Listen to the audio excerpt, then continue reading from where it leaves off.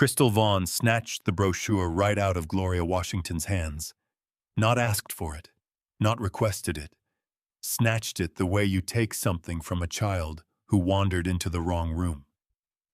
She held it against her chest, looked down at the elderly black woman standing in front of her, and smiled the kind of smile that wasn't a smile at all. "Honey, let me save you and your husband some embarrassment. People like you don't belong in a Rolls-Royce."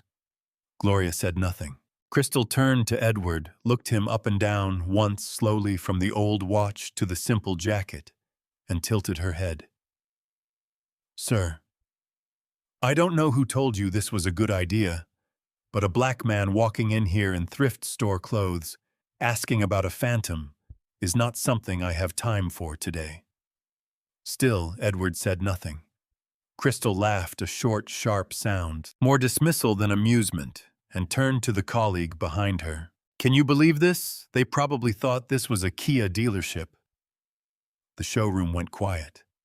Every customer within earshot stopped moving, and Edward Washington reached slowly into the inside pocket of his jacket. What he placed on the hood of that $547,000 Phantom didn't just silence Crystal Vaughn. It ended her. Stay with me, drop your city and local time in the comments right now, because people are watching this from everywhere, and I want to know where you are. And if you're not subscribed yet, this is the story that will make you hit that button before it's over. Edward Augustus Washington woke up every morning at 5:30. No alarm. Never needed one. 52 years of discipline had rewired his body into something that didn't require reminders. His eyes opened in the dark, and he lay still for exactly 3 minutes, not because a doctor told him to, not because of some wellness routine he'd read about in a magazine. He did it because his father had done it. Because Elijah Washington, Pullman porter for 31 years, had told his son once, "Before the world gets to you, you get to yourself first."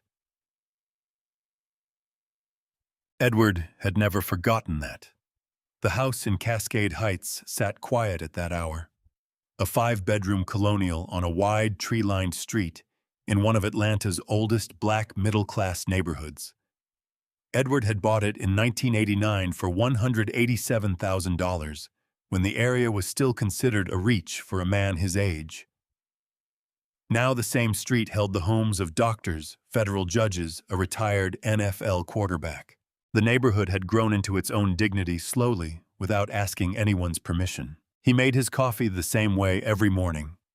Drip pot, medium roast, 2 sugars, a splash of cream.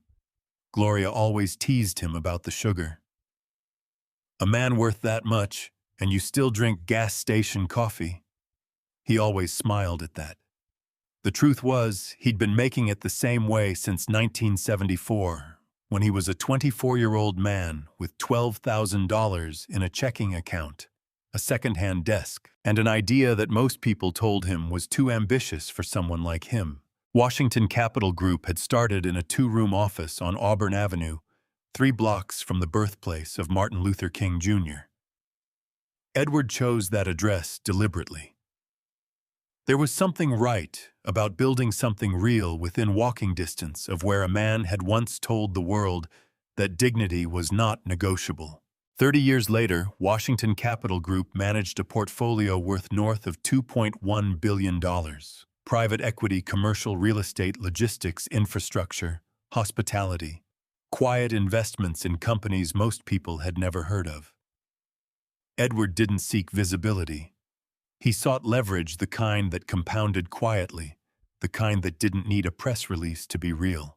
18 months ago, Washington Capital Group had acquired a 58% controlling stake in Prestige Automotive Holdings, a Southeast regional conglomerate, operating 6 luxury dealership franchises across Atlanta, Charlotte, and Nashville. The flagship location sat on Peachtree Road in Buckhead. Rolls-Royce, Bentley, Aston Martin. Marble floors, 22-foot ceilings, the kind of place that offered you sparkling water before they showed you a car. Edward had never visited after the acquisition. His team handled operations. He reviewed quarterly reports. He trusted his people. But today was different. Today had nothing to do with business. Gloria Diane Washington, née Patterson, born in Decatur, Georgia, 1953, had been Edward's wife for exactly 50 years as of this morning.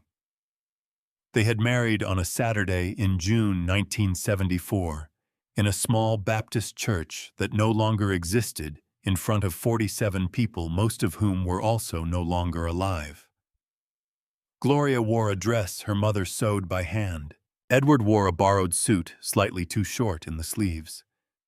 The photograph from that day sat on Edward's desk at Washington Capital Group headquarters, framed in simple black wood, the first thing he saw every morning. Gloria had spent 31 years as an educator. Classroom teacher first, then assistant principal, then principal of Frederick Douglass High School in southwest Atlanta for 14 years. She retired in 2018 to a standing ovation from 600 students in a gymnasium that smelled like floor wax and old wood. She cried exactly once when the students in the front row held up a banner they had made by hand. Not at the speeches, not at the plaque, at the banner, because she understood the value of things made by hand. She was 71 years old, and she carried herself like someone who had spent a lifetime teaching other people what backbone looked like. Edward had made her a promise in 1974. Standing outside that church in the borrowed sweat, watching her laugh at something her cousin said, he leaned close and whispered it like a secret. "One day I'm going to put you in the finest car ever made." Gloria laughed. She always laughed first. "Boy, we don't even have a car." He smiled. "Not yet. 50 years." He had kept every other promise first. The house, the education for their 2 sons, the vacations always taken late after the work was done, never before. The big promises first.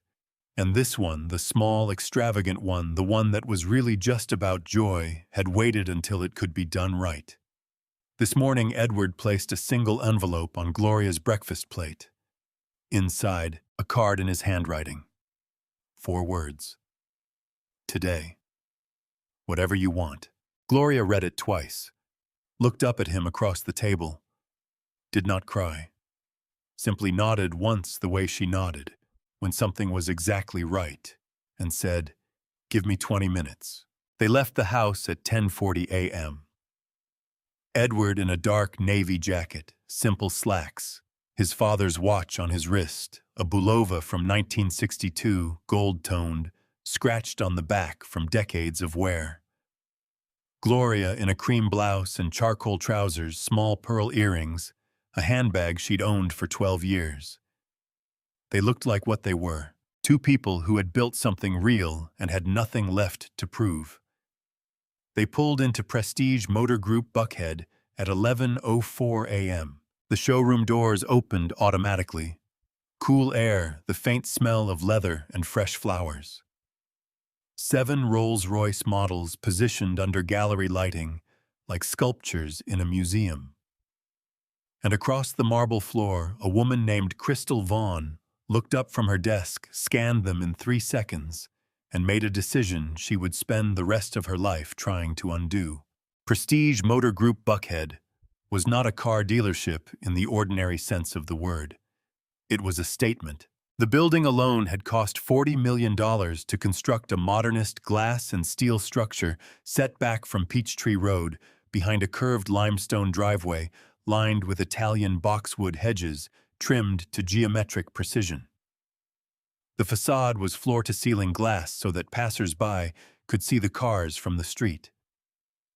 Not as an invitation, as a reminder of the distance between what most people could look at and what a very few could touch. Inside the showroom floor was Calicotta marble, imported from a quarry outside Bologna.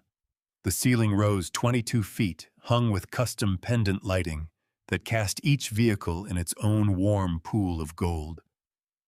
7 Rolls-Royce models sat on the floor, like exhibits in a private museum: the Ghost, the Cullinan, the Wraith, the Dawn, and anchoring the center of the room on a raised circular platform, the Phantom extended wheelbase. obsidian black exterior, starlight headliner, bespoke interior hand-stitched in cream and charcoal leather, base price $520,000.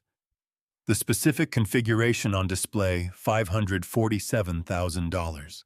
There was a private client suite in the back, a room most customers never saw. Herringbone oak floors, a wet bar, a 65-inch display for reviewing bespoke customization options, and a standing offer of Krug champagne for buyers crossing the $400,000 threshold. The suite existed for one reason: to make the act of spending $500,000 feel like a quiet, dignified pleasure rather than a transaction. Crystal Vaughn had worked at this dealership for 7 years. She was 41, sharp-featured, with the kind of professional polish that came from years of studying which customers were worth her time and which were not. Her hair was always perfect, her blazer always pressed.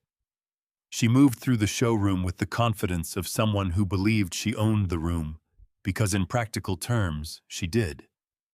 2 years running, she had been the top commission earner at this location. In 2023, her total compensation had exceeded $310,000. She drove a leased BMW 5 Series and lived in a midtown high-rise. She had opinions about everything and doubts about nothing. Crystal had a system. She called it reading the room, though what she was actually reading was people specifically, whether they looked like money or whether they looked like they were about to waste her Saturday morning. She made that assessment in the first 10 seconds. Shoes, watch, posture, skin. Not consciously, she would have told you. Just instinct. She had filed a complaint once internally about a colleague who she claimed was too aggressive in approaching walk-in customers without profiling them first. The complaint went nowhere, but the culture it reflected did not. In 7 years at Prestige Motor Group, Buckhead, Crystal had sold 43 Rolls-Royce vehicles. Not one to a black buyer. Not one. That was not an accident. It was a pattern invisible to anyone who wasn't looking, obvious to anyone who was. General Manager Derek Hollis knew about Crystal's habits the way you know about a crack in a wall you've been meaning to fix for years. He was 48, pragmatic, not a cruel man, but a careful one. Crystal produced results. Results protected his bonus. His bonus protected his mortgage. That was the mathematics of his silence. He had received 2 written complaints about Crystal in the past 3 years, both from customers of color who felt they had been dismissed or profiled. Both times Derek had offered a personal apology, a complimentary service package, and a careful non-answer that resolved nothing. Both customers did not return. Derek told himself these were isolated incidents. He had never counted them. Counting would have made them a pattern, and patterns required action. Darnell Brooks had been at the dealership for 3 months, 24 years old, from College Park, Atlanta. Business degree from Georgia State, graduated May, hired as a sales intern in June. He was the only black employee on the sales floor. He had figured that out on his first day and had not mentioned it to anyone since. He learned quickly the product knowledge, the customer approach protocols, the CRM system. He was good at it. He had a natural warmth that customers responded to, a way of listening that made people feel like the most important person in the room. He had also learned other things quickly. That certain customers who walked in were immediately steered toward Crystal's lower priority list. That when Darnell greeted a walk-in before Crystal could assess them, Crystal would materialize beside him, within 90 seconds, hand extended, taking over. That the culture of the floor had a grammar to it that nobody wrote down, but everybody spoke. He was still deciding what to do with that knowledge. At 11:04 a.m. on a Saturday in June, Darnell was at the coffee station near the back of the showroom, reviewing spec sheets on a tablet, when the front doors opened. He looked up. An elderly black couple walked in. The man in a navy jacket, simple slacks, and old watch. The woman in a cream blouse, pearls, a posture that said she had walked into difficult rooms before and left them standing. They moved slowly, not because they were uncertain, but because they were taking their time. The way people move when they have earned the right to. Darnell straightened. He set the tablet down. Across the floor, Crystal looked up from her desk. She took 3 seconds. Shoes, watch, jacket. She reached for her phone, typed a quick message to her colleague Mike at the next desk, and stood. Darnell saw the message flash on Mike's screen as he walked past. Keep an eye on the 2 that just walked in. He kept walking. His jaw was tight. His hands were loose at his sides, and Edward and Gloria Washington stepped deeper into the showroom, toward the Phantom on the raised platform, toward the moment everything was about to begin. Gloria reached the Phantom first. She stood at the edge of the raised platform and looked at it the way you look at something you have been told your entire life was not meant for you. Not with longing, with assessment. She tilted her head slightly, studied the line of the hood, the way the light moved across the obsidian black paint like something living. She reached out and rested 2 fingers lightly on the door panel. Edward stood beside her. He said nothing. He was watching her face. That was when Crystal arrived. She came from across the floor, at a pace that was just fast enough to be purposeful, but slow enough to look casual. She stopped 3 feet from Gloria, looked at her hand on the door panel, and did not smile. "Can I help you find something?" The tone was not a question. It was a boundary. Gloria looked at her calmly. "We're looking at the Phantom." Crystal glanced at the car, then back at Gloria with the practiced patience of someone who had decided this conversation had a predetermined ending. "These models are starting at $460,000. The one you're touching is closer to $550,000 fully configured." She paused 1 beat too long. "Can I point you toward our pre-owned inventory? We have some beautiful certified vehicles in a more accessible range." Edward turned to look at Crystal for the first time. "We're here to look at the Phantom." Crystal shifted her weight, looked at him, looked at the watch, the jacket, the shoes. Her eyes did the math her mouth wasn't saying out loud. "Sir, I want to be up front with you." Her voice dropped to something that was almost gentle, the gentleness of condescension. "I've been in this business a long time, and I would hate for you to get excited about something, and then so." She tilted her head. "Find yourself in an uncomfortable position at the numbers stage. It happens. No shame in it." Gloria's hand came off the door panel, not because Crystal asked her to, because Gloria Washington, who had run a high school for 14 years, recognized exactly what was happening, and she was choosing deliberately to let it unfold. Edward said, "We'd like to see the brochure for the extended wheelbase." Crystal reached under her arm and produced a brochure, the full Phantom lineup, thick cream paper, gold lettering. She looked at it. Then she looked at Edward. Then she did something that made 3 people within earshot stop breathing. She turned, walked to her desk, pulled open the top drawer, and placed the brochure inside it. She closed the drawer. She turned back around. "Let me save you the embarrassment of looking at the numbers," she said. "I think what you really want is for me to show you something you can actually drive home today." The silence that followed lasted 4 seconds. 4 seconds in a marble showroom, where the only sound was the faint hum of climate control and the distant click of a colleague's keyboard. A woman near the ghost display white mid-50s blazer and pearls looked up from her brochure. She looked at Crystal. She looked at Edward. She looked back at her brochure and did not turn the page. Darnell was 12 feet away. He had heard every word. He set his tablet face down on the counter with a quiet, precise movement and turned toward the floor. Edward's expression did not change. Not a muscle. Gloria's expression did not change either. but her eyes had gone very still, the way eyes go still when a person has made a decision. "The extended wheelbase," Edward said again, quietly, completely without inflection. Just the words placed in the air like objects. Crystal exhaled through her nose. She walked to her computer, opened a screen, and typed something with 2 fingers.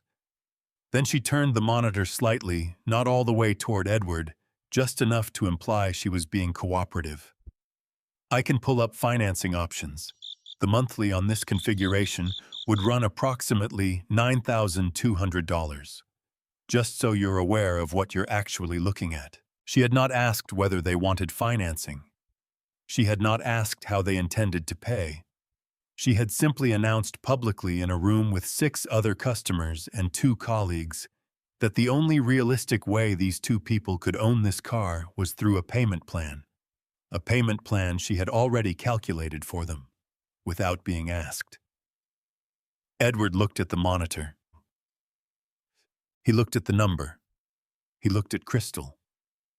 He said nothing, but Gloria turned her head slowly toward Crystal with an expression so composed, so precisely calibrated, that it was more devastating than anger would have been. Crystal felt it. She covered it by typing something unnecessary. That was when Crystal turned to Mike at the adjacent desk and said it not in a whisper, not as an aside, but at full conversational volume. The way people speak when they want to be overheard, without being held accountable for being overheard. "Can you believe this? They probably thought this was a Kia dealership." Mike didn't laugh. He looked at his screen. Nobody laughed. The woman near the ghost display set her brochure flat on the hood of the car. She reached into her handbag. She took out her phone. Darnell took 3 steps onto the floor. He walked across the marble past the Wraith, past the Cullinan, and stopped beside Edward Washington, with the clean, direct posture of someone who had decided which side of something they were standing on. "Sir, ma'am, my name is Darnell. I'd be happy to walk you through the Phantom extended wheelbase. Everything, start to finish." Crystal looked up from her computer. The showroom was very quiet, and Edward Washington, for the first time since walking through those glass doors, allowed himself the smallest possible smile. Darnell walked them to the platform. He moved with the quiet confidence of someone who had made a decision and was no longer second-guessing it. He stepped up onto the raised floor beside the Phantom extended wheelbase, turned to face Edward and Gloria, and began the way he had been trained, with the car itself, not the price. "This is the extended wheelbase configuration. Obsidian black exterior, which is one of 17 bespoke color options. The wheelbase runs about 8 inches longer than the standard Phantom. Most of that goes into rear passenger space. Rolls-Royce calls it the viewing suite. That's not marketing language. Step around to the rear and I'll show you why." Edward followed. Gloria followed. They moved around the car the way people move when they are genuinely interested, slowly pausing, looking. Gloria ran her fingers along the rear quarter panel. This time, nobody stopped her. Darnell opened the rear passenger door. The interior unfolded cream leather, hand-stitched in a double diamond pattern, a fold-out cocktail table in burled walnut, individual reading lights recessed into the headliner above each seat. The ceiling, the Starlight option, 344 individual fiber optic lights, hand-woven into the leather, each one placed by hand, over 3 hours of labor. Gloria looked at the ceiling and was quiet for a moment. "Edward," she said softly. He looked. He nodded once. That was all. Darnell stood back and gave them the space to simply be inside the moment. He had learned that in 3 months, that the best thing a salesperson could do sometimes was nothing. That was when Crystal arrived. She came from across the floor with Mike half a step behind her, and she inserted herself between Darnell and the car with the smooth, practiced movement of someone who had done it before. Darnell. Her voice was pleasant on the surface and made of something harder underneath. I'll take it from here. Why don't you go check on the couple by the Cullinan? Darnell didn't move. They came to me. They're on my floor. Crystal smiled at Edward and Gloria without warmth. I apologize for the confusion. Let me get you properly taken care of. Edward looked at Darnell. Darnell looked at Edward. A half-second passed between them, the kind of communication that doesn't require words. We're fine where we are, Edward said. Crystal's smile held, but her eyes changed. She turned back to Darnell with a look that said this conversation would continue later, and it would not be pleasant. Then she addressed Edward directly, as though Darnell had become invisible. Sir, I want to make sure you have all the information you need to make a realistic decision today. So let me be straightforward. She clasped her hands in front of her. The extended wheelbase at this configuration is $547,000. That is before tax title and registration. If you're thinking about financing, I need to let you know that our lender requires a minimum credit score of 720 and verified liquid assets of at least $200,000. Those are requirements I can't waive. Nobody had asked about financing. Nobody had mentioned financing. Edward had said nothing about how he intended to pay. Crystal had simply constructed a series of obstacles and placed them in the road. I'm not interested in financing, Edward said. Crystal blinked, recovered in half a second. Well, regardless, I think the responsible thing. I'd like to see the full bespoke options, Edward said. The configuration guide, color samples, interior materials, everything. A pause, longer than it should have been. Crystal turned to Darnell with a look that was no longer disguised. Go get the bespoke portfolio from the back office. It was not a request. Darnell looked at her. He looked at Edward. Then he walked toward the back, not because Crystal had told him to, but because getting the portfolio was actually the right move, and he wasn't going to let her use his compliance as a weapon. Gloria watched Crystal.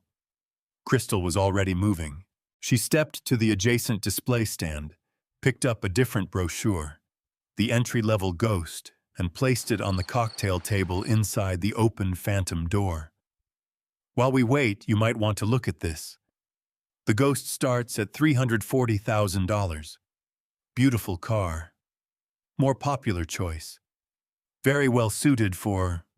She paused and searching for the right word, first-time buyers in this segment. First-time buyers. The woman near the Ghost display, who had been standing still for the past 4 minutes, raised her phone 6 inches. Gloria reached into the Phantom and picked up the Ghost brochure. She looked at it for exactly 2 seconds. Then she set it back down on the display stand, not inside the Phantom, back where it came from, and looked at Crystal with an expression so measured, so completely controlled that it was more frightening than anger. We didn't ask about the Ghost, Gloria said, quietly, each word placed with precision. We asked about the Phantom. We have asked about the Phantom 3 times now. Is there a reason you keep answering a different question? The showroom held its breath. Crystal opened her mouth, closed it. Then something shifted behind her eyes, a recalculation, a decision, and she turned away from Gloria entirely toward her colleague. Mike, can you pull the Phantom availability list? I want to show them realistic delivery timelines. Her voice had dropped to something almost bored. Custom orders on the extended run, 14 to 18 months. Just so expectations are appropriately managed. 14 to 18 months. Appropriately managed. Edward looked at the Phantom on the platform. He looked at the obsidian black paint and the cream interior and the ceiling full of stars that Gloria had looked up at and gone quiet. He reached into his inside jacket pocket and took out his phone. He made one call.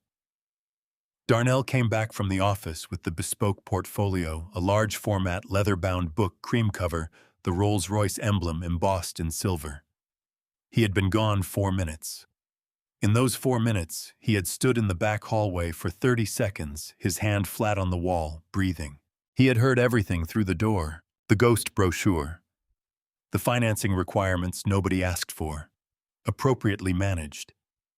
He had stood there and let it move through him, the anger, the recognition, the familiar weight of watching something wrong happen in a place where speaking up carried a cost. He knew that cost. He had paid smaller versions of it already in 3 months. The looks, the reassignments, the way Crystal materialized beside him whenever he engaged a certain kind of customer. He had stood in that hallway and made his decision the same way he suspected Edward Washington made most of his decisions, quietly, without announcement, with complete clarity. He walked back onto the floor. Crystal was at her desk. Mike was at his screen. Edward stood beside the phantom phone in hand. Gloria stood with her arms loosely folded, watching Crystal with the patient attention of a woman who was cataloging every detail. Darnell placed the bespoke portfolio on the cocktail table inside the open phantom door and turned to Edward and Gloria. The full configuration guide, color swatches, interior leather samples, veneer options, personalization programs. Take whatever time you need. I'm right here. Edward looked at him. Thank you, Darnell. Crystal stood. She crossed the floor in 8 steps. She stopped behind Darnell and spoke at a volume calibrated for the room. Darnell, Derek wants to see you in his office. Darnell turned. Now. He looked at Edward. Edward gave him a look that said, go. It's all right. I see what you're doing, and it matters. Darnell nodded once and walked toward Derek Hollis's glass-walled office at the far end of the showroom. Derek was standing at his desk when Darnell entered. The door closed behind them. Through the glass, Darnell could see Crystal returning to the Washingtons, positioning herself in front of the portfolio. She asked you to come to me, Derek said. It wasn't a question. Yes, sir. Derek sat down. He folded his hands on the desk. He had the look of a man who was trying to construct a fair sentence out of unfair materials. Crystal is the senior associate on this floor. When she takes over a client interaction, they're not her clients, Darnell said. She walked away from them twice. I engaged them. She reassigned herself. Darnell, sir, I need to say this clearly. Darnell kept his voice even. I heard the financing comment. I heard the ghost brochure move. I've been on this floor 3 months, and I know what I'm watching.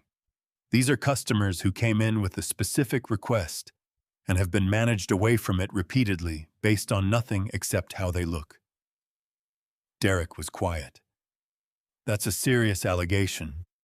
That's he said finally. It's a serious observation, Darnell said. I'm not alleging anything I didn't personally witness in the last 20 minutes. Through the glass, Derek could see Crystal showing the Washingtons something on her tablet. Edward was standing with his arms at his sides. Gloria had taken a small step back from the display, the way people step back when they are done engaging, and have moved into something else, a kind of interior stillness that precedes a decision. Derek stood. He was going to go out there. He had decided. He was 20 seconds too slow. Because Crystal, standing in front of the phantom with her tablet and her managed smile, had run out of patience. She turned to a passing colleague, not Mike this time, a woman named Sandra near the reception desk, and said it without lowering her voice, without calculating who was listening, with the casual certainty of someone who had said variations of it for years and never once been corrected. I don't know why people like this even come in here. They know they can't afford it. They just want to use our bathroom and leave. The room stopped. Not gradually. All at once. Sandra froze mid-step. Mike looked up from his screen. The customer near the ghost. Display the woman with the phone who had been watching for the last 20 minutes, raised it fully, now held it at chest height, her thumb moving. Gloria turned her head toward Crystal with a slowness that was more powerful than any sudden movement could have been. Edward turned too. He looked at Crystal. He looked at her with the calm, complete attention of a man who had been listening to every word for the past 40 minutes and had been waiting not for an apology, not for a correction, but for the moment when the full picture was assembled, when there was no ambiguity left, when what was happening had named itself clearly enough that no explanation could revise it. That moment was now. He reached into the inside pocket of his jacket. His father's watch caught the gallery lighting as his hand moved gold-toned, scratched 1962 a Bulova that had never been in a showroom like this and had outlasted every expensive thing in the room simply by enduring. He placed a card on the hood of the $547,000 Phantom extended wheelbase. It sat there on the obsidian black paint like a period at the end of a very long sentence. Derek Hollis, halfway across the showroom floor, stopped walking. He could see the card from 15 feet away. He couldn't read it yet. But something in the way Edward had placed it, without drama, without announcement, with the absolute stillness of a man who had nothing to prove and everything already decided, made Derek's stomach drop before he read a single word. He walked faster. Derek Hollis reached the Phantom platform in 11 steps. He picked up the card. Simple white stock. Clean typeset. No logo, no flourish. Just 2 lines. Edward A. Washington, Chairman, Washington Capital Group. Derek read it once. Read it again. The second time his lips moved slightly, the way lips move when a person is reading something they need their body to confirm because their mind is not yet willing to accept it alone. He looked at Edward. Edward looked back at him with the patient level attention of a man who had watched this exact moment of recognition unfold many times before, in boardrooms, in negotiations, in rooms where people had underestimated him and then had to recalibrate everything they thought they knew. "Mr. Washington," Derek said. His voice had changed completely. Every layer of managerial distance was gone. What was left was something unvarnished and slightly afraid. Give me 1 moment, please." He walked to his office. He did not run. He moved with the careful, controlled speed of a man who understood that running would confirm what his body already knew, that something had gone catastrophically wrong on his floor this morning, under his management on his watch. He closed the door. He opened his laptop. He typed Washington Capital Group into the corporate ownership database his regional director used for due diligence reviews. The results loaded in 4 seconds. Washington Capital Group. Private equity. Atlanta, Georgia. Founded 1981. Portfolio assets $2.1 billion. Controlling acquisitions include... He scrolled. Prestige Automotive Holdings. 58% controlling stake. Acquired 18 months prior. Derek sat back in his chair. He pressed both hands flat on the desk. He stared at the screen. He thought about every quarterly report he had filed in the past 18 months. Every complaint he had buried. Every time Crystal had walked past a customer of color, and he had told himself it was just her style, just her sales instinct, just the way the industry worked. He thought about the ghost brochure on the cocktail table, the financing requirements nobody had asked for. They just want to use our bathroom and leave. He stood up, picked up his phone, called his regional director. The call lasted 90 seconds. When it ended, Derek's regional director had said 4 things: confirm the ownership, verify the card, do not let them leave, and call me back in 10 minutes. Derek walked back onto the floor. Crystal was still beside the Phantom. She had not moved the card. She was looking at it with an expression that hadn't fully resolved yet. She recognized the name Washington, but hadn't connected it the way you recognize a word in a foreign language without knowing what it means. "Crystal," Derek said. "My office." She looked at him. Something in his tone reached her before the words did. "I'm with clients. Now." She followed him. The door closed. Through the glass, the conversation lasted 3 minutes. Anyone watching could track it by Derek's posture, the way he turned his laptop screen toward her, the way her hand came up to her mouth, the way she sat down in the chair without being asked, without meaning to, because her legs made the decision before she did. Darnell was standing near the coffee station. He had come back out of the office when he heard the room go quiet. He had seen the card placed on the hood. He hadn't been able to read it from where he stood, but he had watched Derek's face when Derek read it, and that had been enough.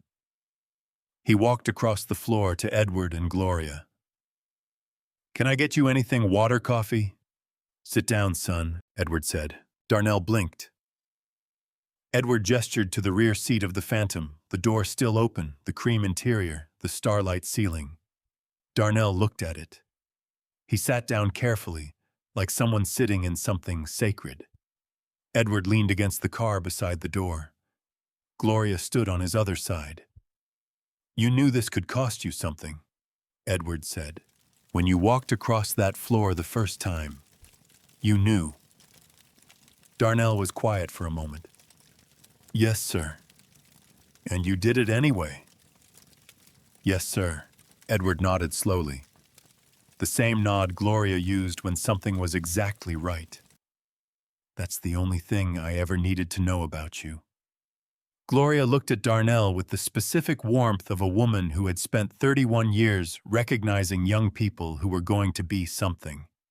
She had seen it hundreds of times across a classroom, across a gymnasium, across a graduation stage. She was seeing it now. "Where'd you go to school?" she asked. "Georgia State. Business. Good school," she said. "What do you want to do?" Darnell looked at the showroom, the marble, the light, the cars on their platforms. He thought about the answer carefully. "I want to build something," he said finally. "I don't know exactly what yet, but something real, something that lasts." Gloria smiled. It was the first full smile anyone in this showroom had seen from her all morning. Edward said the exact same thing when he was 24. The glass door to Derek's office opened. Crystal walked out first. She moved across the floor without looking at anyone. Not at Darnell, not at the customers, not at the woman near the ghost display who was still holding her phone. She collected her handbag from her desk drawer. She picked up her keys. She walked to the front entrance. She stopped once just before the doors and turned back toward the showroom. She looked at Edward Washington, standing beside the most expensive car on the floor, with his father's old watch on his wrist, and a card bearing his name still sitting on the hood. She opened her mouth. She closed it. She walked out. The doors slid shut behind her.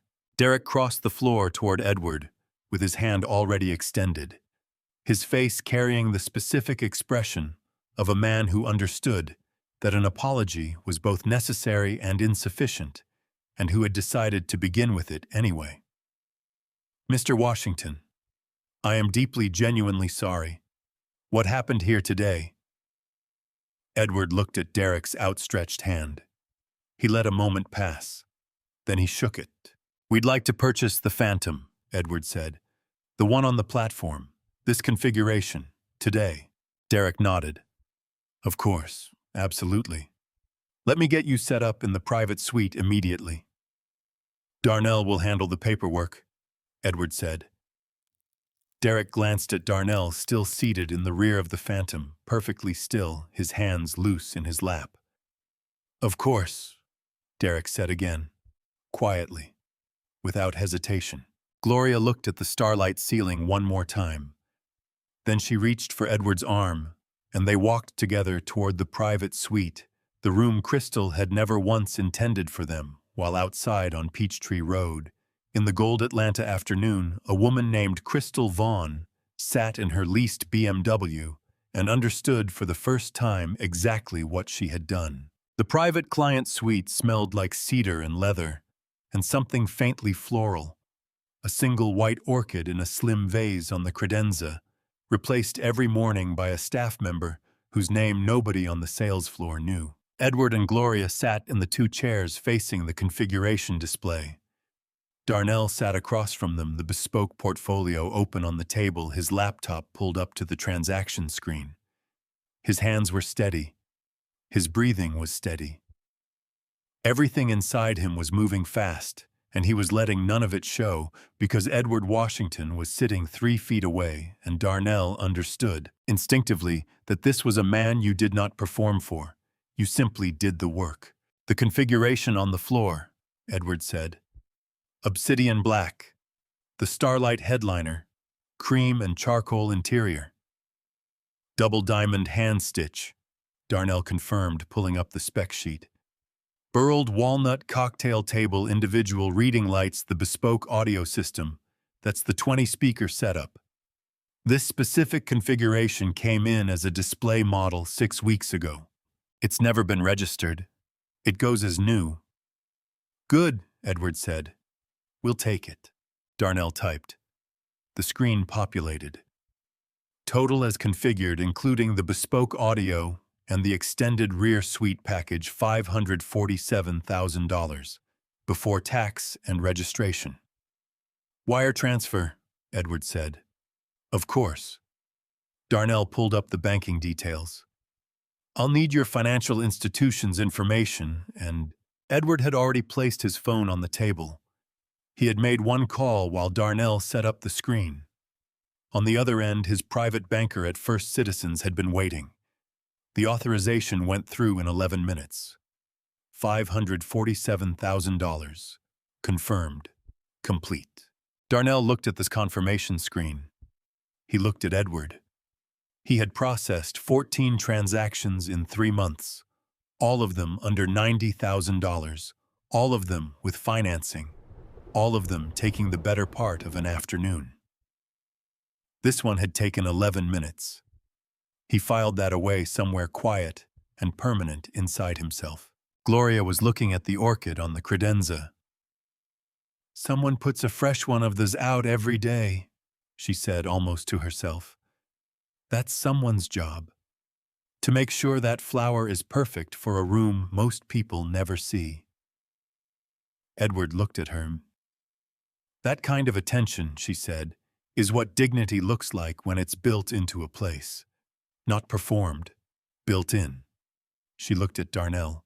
"That's what you do with whatever you build. You hear me?" Darnell looked at her steadily. "Yes, ma'am." The transaction completed at 2:47 p.m. At 2:51 p.m., while Darnell was preparing the delivery documentation, Derek Hollis was standing in the main showroom, watching his floor manager pull Crystal Vaughn's personnel file. At 2:53 p.m., Derek made the call to the regional HR director at Prestige Automotive Holdings.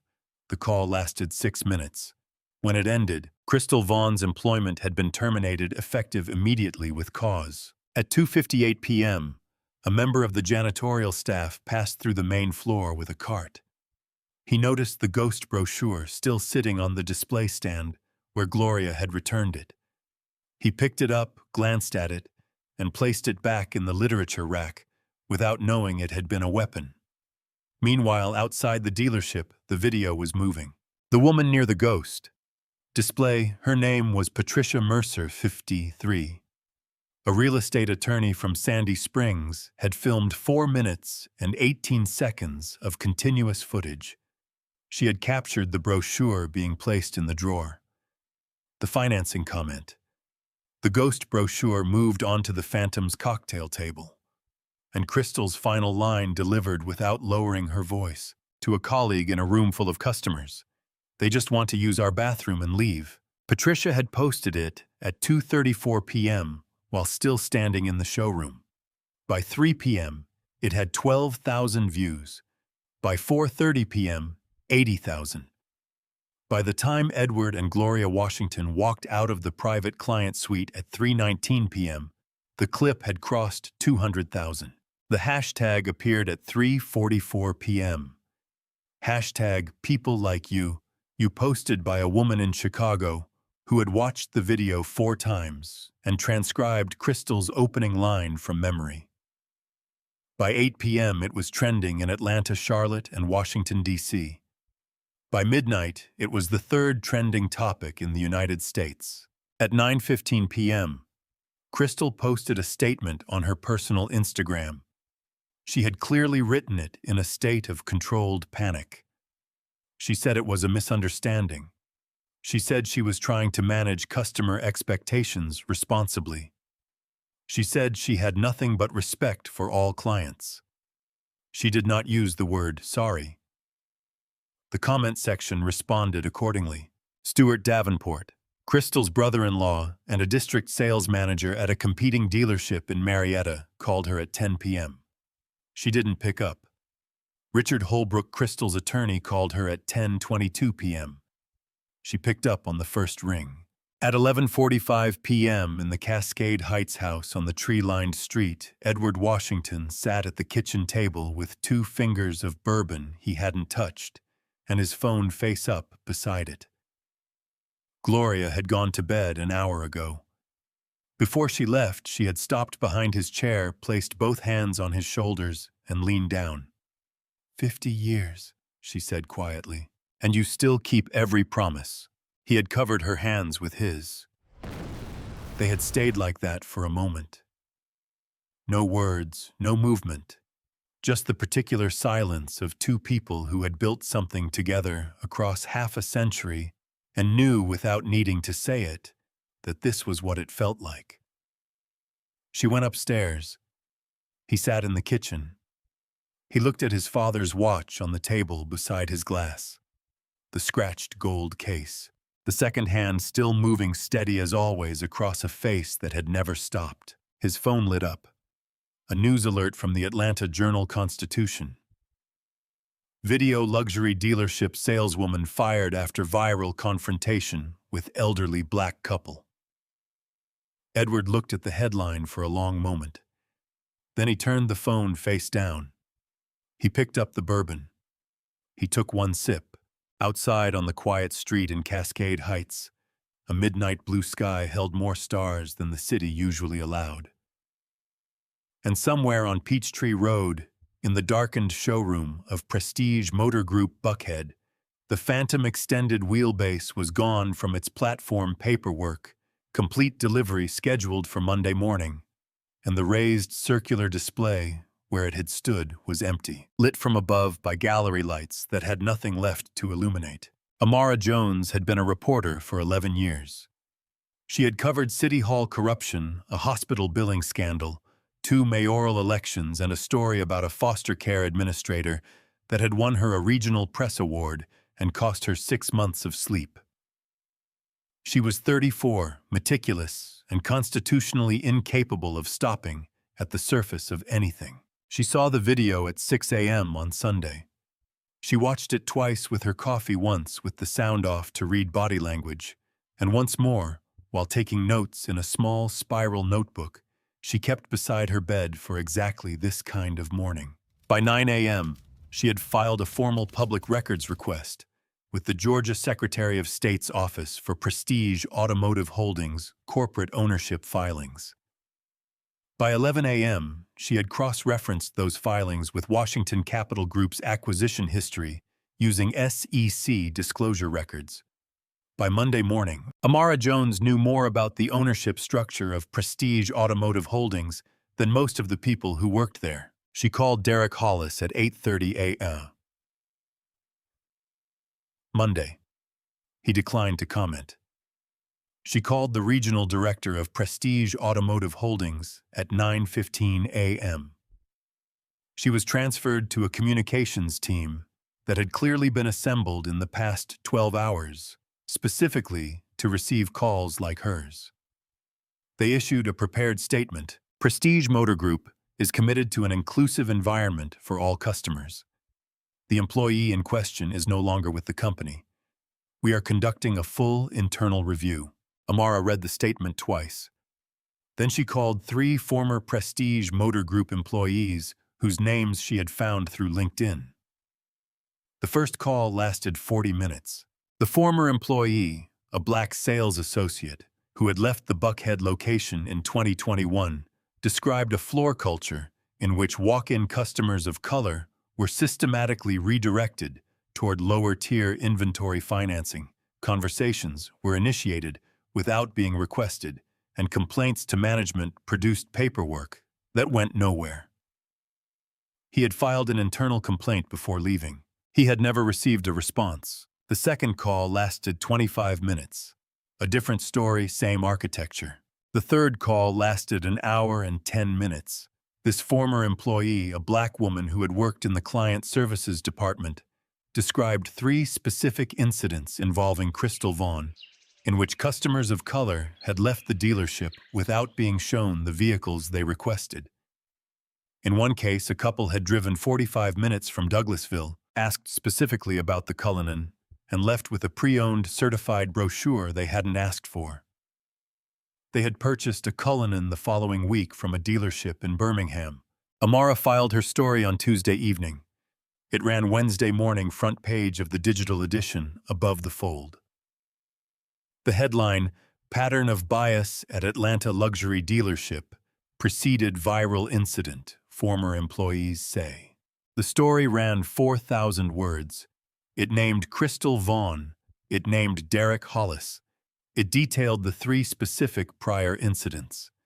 It included the corporate ownership structure, Washington Capital Group Chairman Edward A. Washington, with a paragraph about Washington's background, his Auburn Avenue origins, his 30-year portfolio. It quoted Washington Capital Group's statement, issued through their communications office Monday afternoon.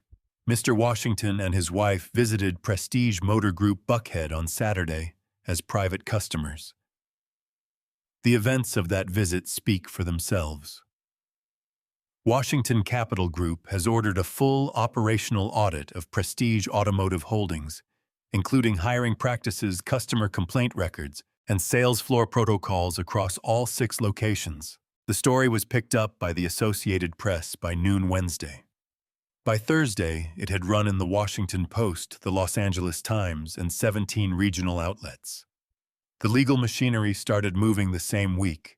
Raymond Cross, no relation to Nathaniel, a different firm equally formidable, filed a civil complaint against Crystal Vaughn on behalf of Edward and Gloria Washington. 3 counts racial discrimination under 42 U.S.C. Section 1981, which prohibits racial discrimination in the making and enforcement of contracts, intentional infliction of emotional distress, and defamation, citing the fabricated implication made publicly and on the record that the Washingtons could not afford the vehicle and were present under false pretenses. The Georgia Attorney General's office opened a consumer protection inquiry into Prestige Automotive Holdings' sales practices, citing the pattern documented in Amara's reporting. Crystal Vaughn retained Richard Holbrook. Her defense: she was acting within standard sales protocols, applying no different standard than she applied to any customer. She had not used a racial slur. She had not touched anyone. She had exercised professional judgment. The plaintiff's attorneys filed Patricia Mercer's 4-minute and 18-second video into evidence on day 1. The civil case settled 8 weeks later. The terms were confidential. But the settlement was real, and the number, according to 2 sources familiar with the matter who spoke to Amara Jones for a follow-up story, was not small. Crystal Vaughn was permanently barred from employment in automotive sales in the state of Georgia as a condition of the settlement. Her real estate license application, filed the following month, was denied pending the civil judgment record. Derek Hollis received a formal written reprimand and was placed on a 12-month performance improvement plan. 2 of the 3 buried complaint files from his tenure were used as exhibits in the AG inquiry. Darnell Brooks received a formal offer of full-time employment as a sales associate at Prestige Motor Group Buckhead. Attached to the offer letter in a separate sealed envelope addressed to him personally was a handwritten note on plain white card stock. "Stay exactly who you are. EAW." Darnell read it, standing in the parking lot, still in his work clothes, the late afternoon light. coming through the boxwoods along the limestone drive. He folded it carefully. He put it in his breast pocket. He stood there for a moment, with his hand over it, the way you hold something you intend to keep for a very long time. Inside the dealership, the raised circular platform in the center of the showroom floor had a new car on it by Thursday. A different Phantom. Different color. The gallery lights came down on it the same way, warm, precise, unhurried. But something about the room had changed. Not the marble. Not the ceiling height. Not the lighting. Something in the air. The particular charge that remains in a place after a truth has been spoken in it that cannot be unspoken. Some rooms carry that for years. 6 months later. Prestige Motor Group Buckhead looked the same from Peachtree Road. The limestone drive. The boxwood hedges trimmed to geometric precision. The floor-to-ceiling glass facade through which the cars were always visible not as an invitation, but as a reminder of distance. The building hadn't changed. Buildings don't change from the outside when what shifts is inside them, in the practices and the policies and the invisible architecture of who gets treated like they belong. The Independent Customer Experience Review Board met for the first time in October. 5 members, a civil rights attorney, a consumer advocate, a retired federal judge, a university business ethics professor, and a customer experience specialist from the hospitality industry. None of them had any prior affiliation with Prestige Automotive Holdings. All 5 had been selected by Washington Capital Group's newly formed Equity Oversight Committee.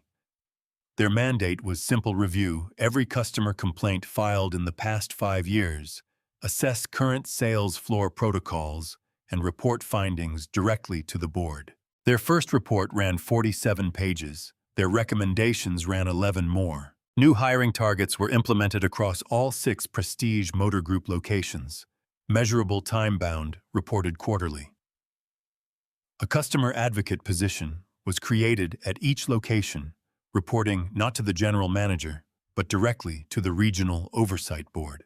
All sales floor staff completed a 2-day customer equity training program developed in partnership with a civil rights organization based in Atlanta.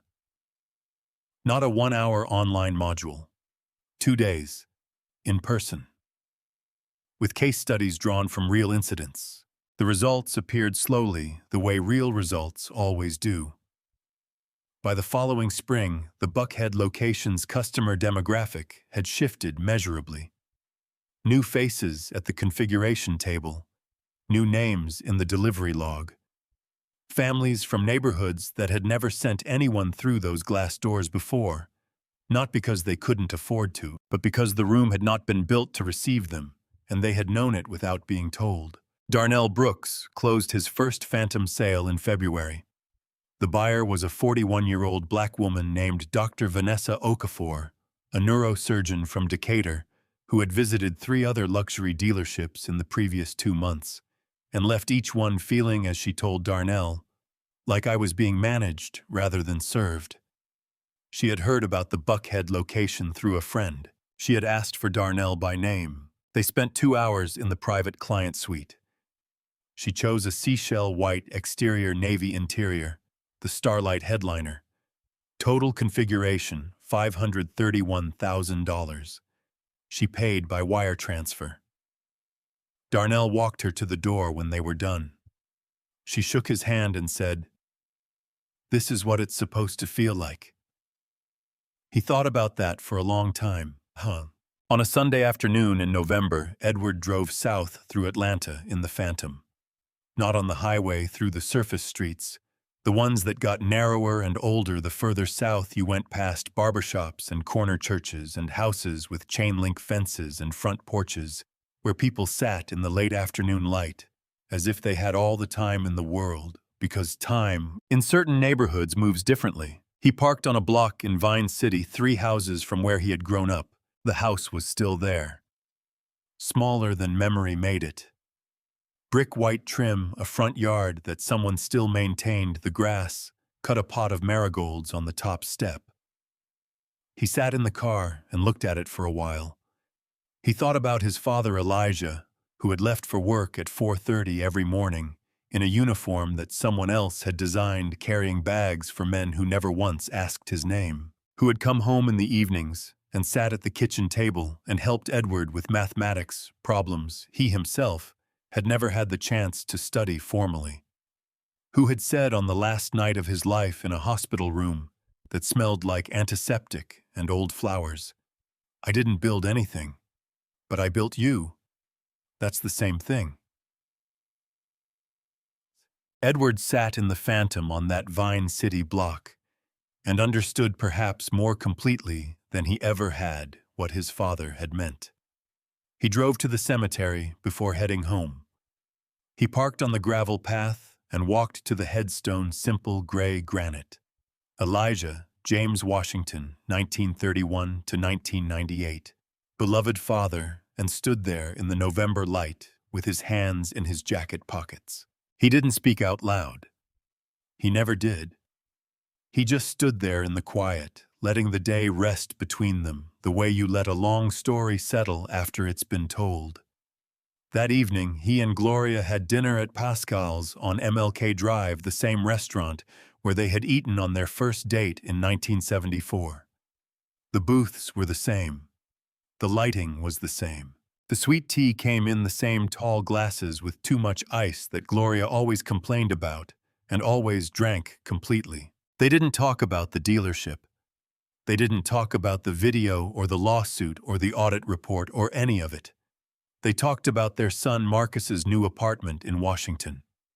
They talked about whether the marigolds on the Vine City porch were petunias and whether there was even a difference. They talked about nothing important and everything real. After dinner, walking to the car, Gloria took Edward's arm the way she always did, her hand in the crook of his elbow, her shoulder against his, and they walked slowly across the parking lot in the November dark.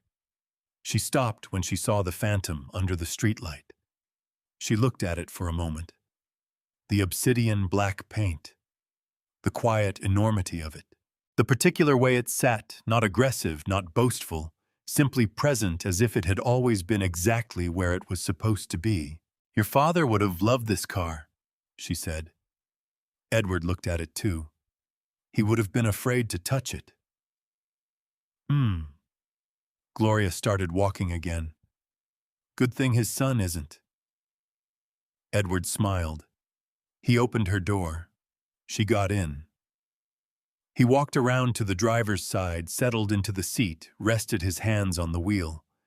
The engine came to life beneath them, deep low, felt more than heard, and he pulled out of the lot slowly onto MLK Drive, heading north through the Atlanta night. The city moved past the windows, old neighborhoods and new ones. Buildings that had been there his whole life and buildings that hadn't been there last year. The particular layered texture of a place that has been many things to many people and is still in the process of becoming something it hasn't been yet. Gloria was already half asleep in the passenger seat, her head tilted against the window, her pearl earrings catching the light from the passing street lamps. Edward drove. Quiet. No radio.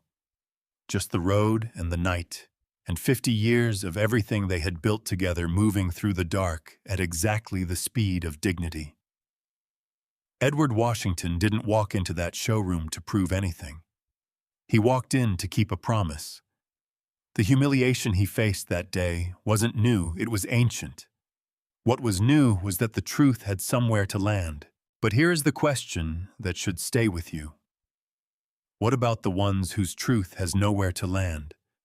The ones without the card, without the portfolio, without the name that changes rooms. Their dignity was never less real, only less protected. If this story moved you, if it made you angry before it made you grateful, then share it with someone who needs to hear it. Drop your city and the time you're watching this in the comments. And if you're not subscribed yet, you already know what to do. I have another story coming that will sit with you for days.